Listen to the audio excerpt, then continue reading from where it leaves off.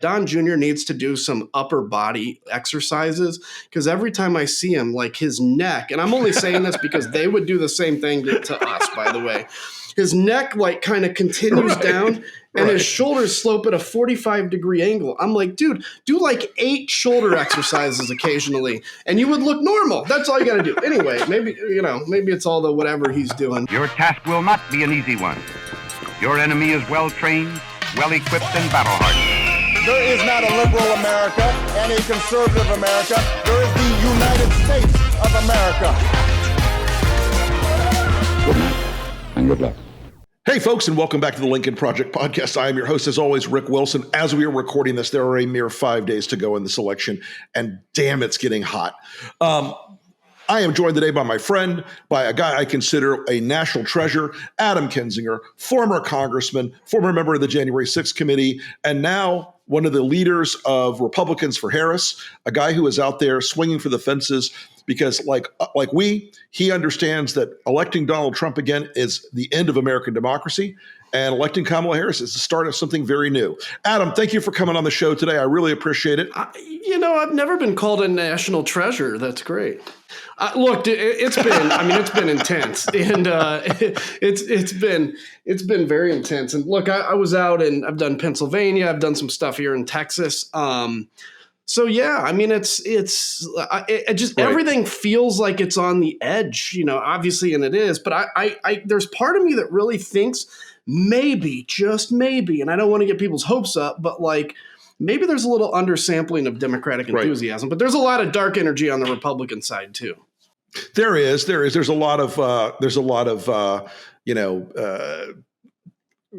Trump hottie kind of voters out there in his base that'll crawl over broken glass to vote for the guy. But I do think the early vote numbers, are really starting to show some real motion, I think, and opening up a harder election day equation for Trump because we're seeing these early voters with Democrats dominating and women dominating in the early voting. Yeah, I hope you're right. And it seems like you are. And, you see some mixed numbers sometimes or mixed messages where they're like, oh, Nevada looks a little weak or, but I think some of that is just natural over time. Republicans, in the past never voted early. Now they're doing that a little more, particularly in North Carolina, because, it's after getting hit with the hurricane, it's easier to do it that way. So, but I do think we're definitely not seeing less Democratic enthusiasm than Republican. And the question is there more? And I think, when you're sitting here and your motivation is vengeance or your motivation is saving your country, that's probably going to motivate you a little bit more. I think saving the country is a higher calling to people. It makes them, get out of bed in the morning instead of just stewing and sitting on Twitter all day, which, God knows you and I have occasionally sat on Twitter all day, but it is, I think that higher, better angels thing is calling to a lot of Americans right now, where they see that there's a future that, and it's interesting to me because I've heard from progressives who are like, oh my God, she's being too centrist. But if you've got a coalition that ranges from Bernie Sanders over to Liz and Dick Cheney and you and me, I got to tell you, I think that's a pretty big coalition. And I think she's probably landing a lot more in the sweet spot out there. Are you hearing that from some of the Republicans you're talking to? Yeah, I mean, look, I think she's landing in the sweet spot. All you have to do is look at her DNC speech. And I always said you could almost that could almost have been a John McCain speech, particularly when you're talking about national defense and foreign policy. And look, the Republicans and Donald Trump vacated a lot of real estate. It would be malpractice for the Democrats not to move in and take that real estate. And that's good real estate. It's like patriotism, belief in a lethal military. And so for the Democrats, and there's some of them out there that think she's going too centrist or whatever. Look, you have a choice. And really, take a pick. You can either have a pure Democratic Party that loses, and it may only last another few years when authoritarian Trump takes over, or you have a winning coalition. And the problem is, Rick, as you know, the Republicans have played that we're going to get rid of the impure people in our party. And yes, they've won an election or so, but they've been on a losing streak, and they may continue to be on a losing streak after this. Yeah, look, it's almost certain they're going to lose the House. It's going to be close. It's not going to be a big majority for the Democrats, but the Republicans are playing D across the board on House races right now in any competitive seat. They may win the Senate, but it's going to be, it's going to be a very close run thing. And they've lost 1,000 seats nationally. Folks, there are about 7,500 elected officials in the country. They've lost 1,000 seats since 2016. It's not working out for them the way they thought. And no one's going to have a moment, I think, if you're a Republican who's not sunk into MAGA where they go, wow, this has been so great for the party. This has really worked out great for us. We're now locked in with Vladimir. We're now the party of Putin. Yeah. And you think about the fact that, like, even in 2016, we count that as a victory for Republicans. It wasn't a victory for Republicans because, yes, Donald Trump won. He won by our laws. I'm not questioning his victory, but he lost the popular vote. So he lost the popular vote then. It would be amazingly shocking if Trump somehow won the popular vote this time. I think he's going to lose that pretty handily. So this is not a winning coalition. And yes, we want to get back to where there is a kind of pure and real conservative movement again, which doesn't exist now. There's nothing conservative about the GOP. But in the meantime, if we want to preserve this democracy we have, you have to do it this way, by this, what I call the uncomfortable coalition between the sane right, the center, and the left. And that's the only way to defeat these folks. And we've got to keep this together. Right. And by the way, keep it together even past November 5th. Adam, that's a point I haven't heard a lot of people making yet, but I think it's so right. It's so on target. Once this is done, this coalition, I mean, for folks like us, ex-Republicans, exiled Republicans, however you want to phrase it, we know that it's not just like nobody's going to call us on Wednesday and go, okay, we made a mistake. Come back in, guys. Help us fix things. The authoritarian stuff is wired into the MAGA party, and we're going to have to unwind that for a while. And it's going to have to cost some Republicans their seats. It's going to be, pain is the best teacher in politics. So I think it's going to be a minute before we can take our foot off the gas of trying to stamp out this authoritarian populist craziness that Trump brought into the party. Yeah, it's going to be the case because, look, let's say Trump loses, please God. So he loses. Well, what happens next? Is there this real awakening of oh gosh, we went too far? Some maybe, but look, when you've had to compromise so much to get to the kind of person you are today, it takes a long time to look and say, okay, what we did was wrong. Well, you're never going to admit that. Humans don't admit mistakes. They don't admit fallacy. So what's going to happen is J.D. Vance or Vivek Ramaswamy or somebody like that is going to inherit the mantle of Trumpism. And while Trump has a specific superpower, like this unique evil thing he does, the reality is he's articulate in his own way. We have to give him that. But J.D. Vance and Vivek Ramaswamy, as an example, are articulate in the way that we all, define articulate. And it's going to be tough for we're going to have to continue to push back against that narrative and against that thing. And the question is, do we want to rebuild this coalition in 2 years when we need it? Or do we want to just keep it steamrolling so that we can steamroll these guys? And that's what I want to do. I think that's a really good point because J.D. Vance and Vivek and not really DeSantis, he's not that graceful, but there are these guys who could go and sit in a boardroom somewhere, who could go and pitch with the language of the meritocracy. There are these, Ivy League educations, and they're smart, and they don't sound crazy on the first scan. So I think that those people will try to keep it going.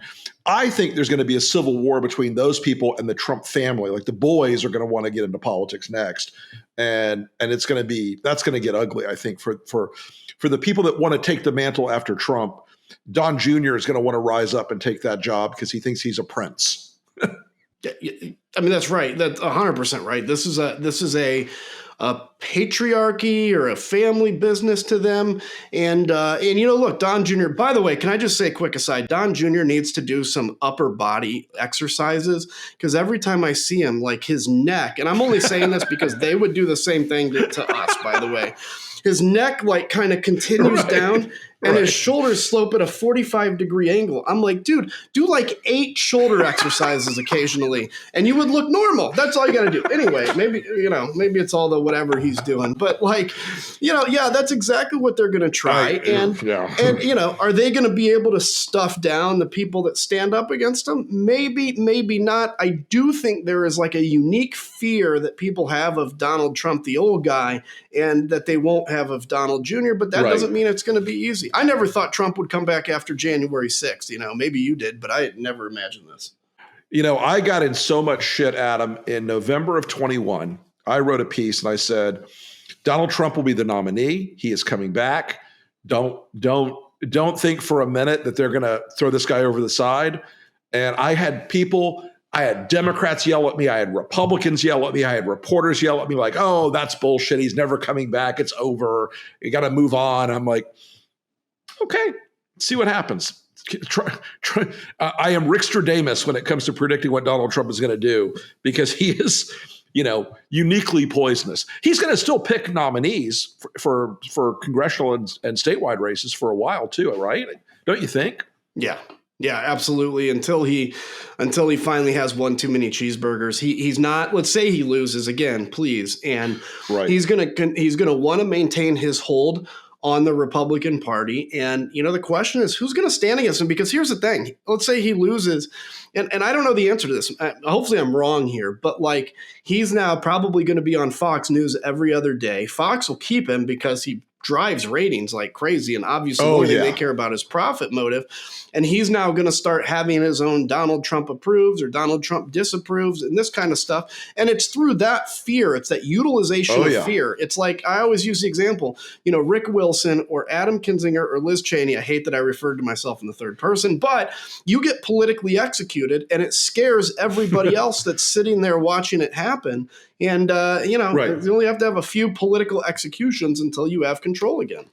Yeah. And after 2018, I remember I was on a call one day with some friends of mine who were working for doing some stuff for McConnell. They're like, we're going to pick all the candidates for next year. And from now on, we're not letting Trump pick the candidates anymore for the Senate. And sure as shit, he still picks all the candidates for the Senate.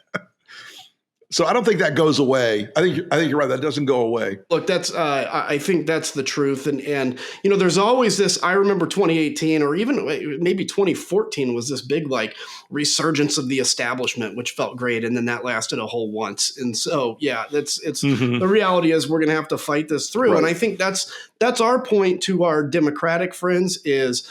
I get it. You may not agree with us on all issues. That's a luxury to disagree on issues because we're kind of in survival mode right now. So one thing I'm noticing, and I don't know if you're picking up on this, my phone has started to buzz again with people I haven't talked to in 3 or 4 or 5 years. A few of them, and I'm getting a lot of the I can't say it in public, but I'm going to vote for her. I don't know if you're getting the same sort of thing yet from people, but I have noticed a dramatic uptick in that in the last month. Yeah, I have too. And I think you're going to see I think, what is it? Biden got like 8% or something like that of Republicans. You guys did great work on that. If we can go above that, I mean, that's where I'm not a pollster, but like polling is, I guess, technically a science, but it's an art form in that you've got to make predictions about what percent of Republicans are going to turn out, all this kind of stuff. And so I don't think it's reflecting. We're kind of dealing with, again, my hope, and it feels like this, we're dealing with the opposite of 2016, where people were voting for Trump and not admitting it. Now I think they're going to vote for Harris and not admit it. And it doesn't take that many people. But I've gotten the same experience you have, people that either call and say at least that they're not going to vote for Trump, even if they write somebody in. I'm to the point now where I'm like, fine, write somebody in. At least it's half a win. But, I would encourage everybody, of course, to actually take the step and vote for her. Yeah, I think that's right. And one of the things that I would say that if I was going to categorize these people, the majority of them that are getting in touch with me now come out of what I think of as like national security conservatives, like the evangelical guys. They're gone. That's done. But these are like national security conservatives. They're uncomfortable about Ukraine. They're uncomfortable about how weird he is about Kim Jong-un. They're uncomfortable about, the way he talks about the nuclear. That's been what I've seen as like a big cohort of the professional Republican types that I'm hearing from. Former elected officials, consultants, lobbyists, whatever. Yeah, I think that's right. I think there's a group of those folks that are kind of like that understand. Look, I mean, if you are like me, frankly, and I became a Republican because of defense issues. I mean, I saw eye to eye on a lot of other issues, but because of defense issues, like this is the one moment where you're going to be able to completely throw the world order that you've grown to appreciate on its head if Donald Trump wins. And look, we've always had disagreements on tax rates, disagreements on abortion, disagreements on every issue. Those are going to continue regardless of who's president. What we can't regain is America's role in the world. And what we can't regain is Ukraine like actually being able to defend itself against Russia if at any point it capitulates and Russia takes over. We're not going to be able to replay that again. So I've also heard from a few evangelical types that are kind of waking up to this, but generally that cohort is lost. I would agree. Yeah, a couple of them that I've talked to have been, a couple of evangelicals I've talked to have been, one guy was kind of really blunt about it. He goes, I got what I wanted. I got Roe overturned, but now he's kind of creepy. I'm like, oh, he wasn't creepy enough for you before, but you got what you wanted. So, but long story short, like the discomfort level he's putting his own people through is rising. It's harder for for candidates in particular. It's harder for them to play defense. It's harder for them to, lose their minds. Every time he goes out and says something crazy. But I do think, look, Madison Square Garden, to my mind, I want to get your thoughts on that. To me, Madison Square Garden was sort of the icing on the cake about what we think about Trump, and it happened at the very, very end of the campaign. Not a great look. It's interesting because the political kind of side of me, let's just take away from my moral belief that Trump is unqualified. I'm like, okay, if I was working for the devil and had to come in and help Donald Trump win, like it's so easy for him to bring this campaign home. He could have had a normal rally, stuck to the teleprompter, and his bar is so low where people would have been like, oh my God, see, he's reformed because once he read a teleprompter. But they can't help themselves because he is so addicted to that adulation from the base. And that adulation comes from racist stuff. It comes from everybody knows the only reason he picked Madison Square Garden was a wink and a nod to the white nationalists. Now, we can't prove that, sure, but come on, like Madison Square Garden, let's be honest. And so that's exactly why he's done it. And by the way, all these candidates that are like, ask these questions, do you agree with Donald or with the comedian, quote unquote, statement about, Puerto Rico being an island of trash? I don't know if you guys know this, but there's literally a floating island of garbage in the middle of the ocean right now. Yeah. I think it's called Puerto Rico. I would say this to any media people listening. Whenever you interview these folks, continue to ask them the same question. Do not deviate from that question until they give you an answer. And they can say they agree or they disagree, no matter what. Fine. Say, I am not coming off of this question until you give me a yes or no answer. Do you agree? And then if they abruptly end the interview, the next person to interview. And by the way, these guys need media so bad that eventually they will have to answer that question. But don't let them get away with not answering it. Yeah, I think that's so right. I think that's been a failure mode in the media is a Trump supporter who cleans up and wears a suit and doesn't like drool on himself will go on TV. They'll ask him one gotcha and then he'll lie. And then they'll move on to the next question. And I find that, that to me is always like, I can't, like CNN has become basically unwatchable when Scott Jennings is on the air because he can get asked a serious question, he lies about it, and they move on and ask, then they respond to his predicates. So it's sort of I think you're right. That is to my mind, a real issue. Yeah, I agree. And look, I'm a CNN guy, so whatever, but I'll say the Scott Jennings thing, like, it's just the faces he makes too. It's like, look, I understand that everybody's got a role, and I don't begrudge anybody that, particularly as a campaign consultant, that goes on and says like, look, I'm getting paid to do this. Fine. Like, I don't agree with that because of, people like you and I, what we've sacrificed for this, but I get it. I don't agree with it, but I get it. But it's like the condescending faces, like, and I try not to do that. And I've been guilty of it sometimes. Even, a couple days ago, I was on with David Urban and I kind of went off on him, but I've rolled my eyes a few times. Oh yeah. So, and it is. I think that is something that I think the media has to have a reckoning after this. Like, if we beat him next Tuesday, and I think we will, I think the media is going to have a reckoning. Like, did we play a little too close to the edge on authoritarianism here? Did we run too many risks in the course of the period between 2020 and 2024? Normalizing and sane washing and minimizing what had happened to Donald Trump and what had happened because of Donald Trump to this country. I think there's going to have to be a lot of people that look hard in the mirror and respond to that in changing the way they cover candidates. And I'm not asking them to cover Democrats with no rigor. I want everybody to have rigorous coverage. I just don't want people to look at authoritarianism and go, that's just Trump. It's just being Trump. It's just his thing. Don't worry about it. Because I think we should worry about it.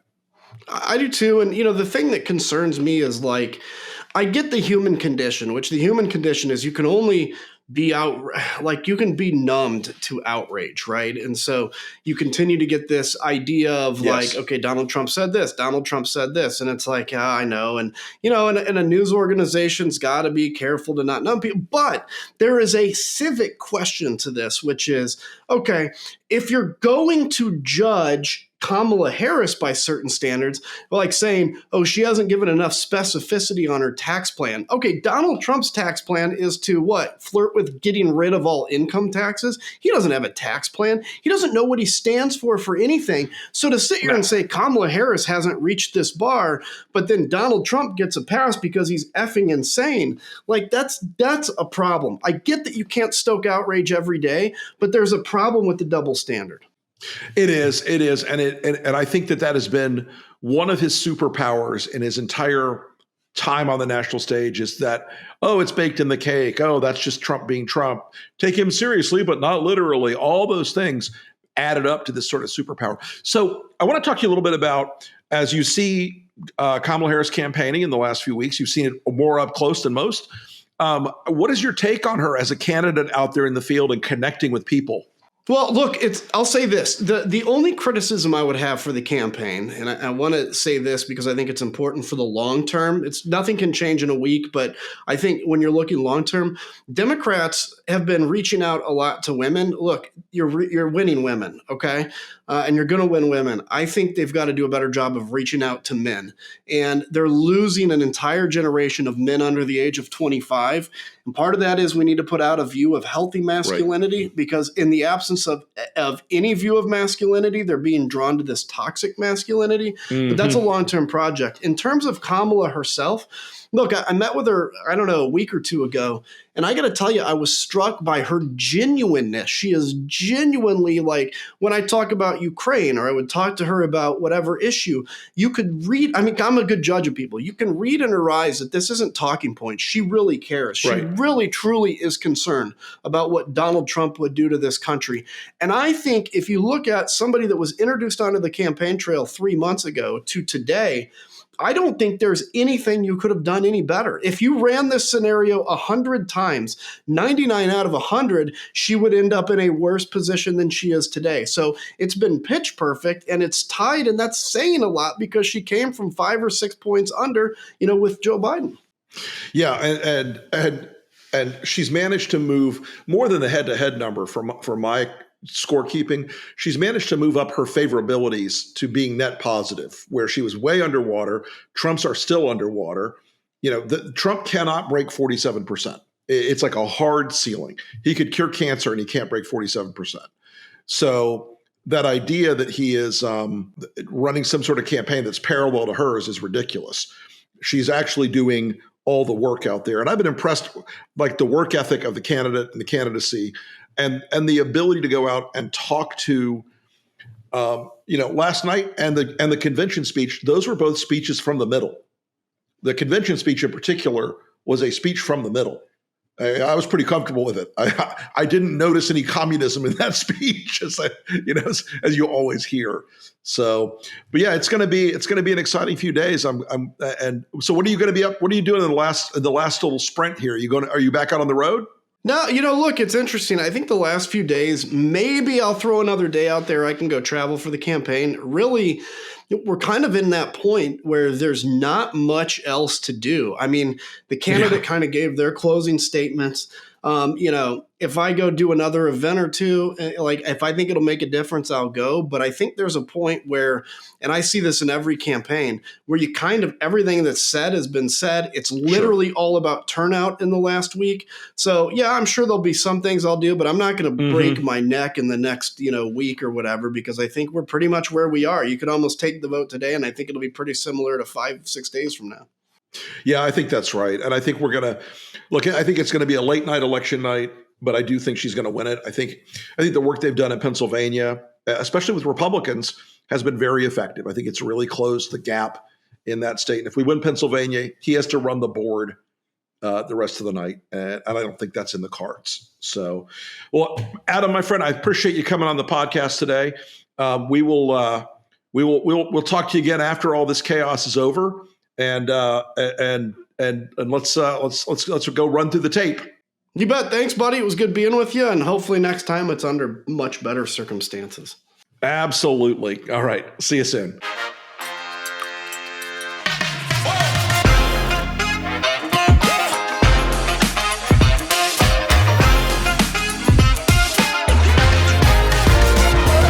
Good night and good luck.